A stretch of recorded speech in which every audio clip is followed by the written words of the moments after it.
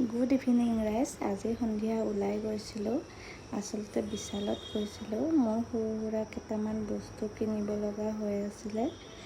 বস্তুকেইটা কিনিলোঁ বাৰু, ভিডিঅ'হে কৰা নহয়, যিহেতু বস্তু চাব লাগে, ক'ত ভিডিঅ' কৰোঁ আৰু। তাৰপিছত আহিলোঁ ৰুম। আহোঁতে মাংস লৈ আহিছিলোঁ, ছাগলী মাংস।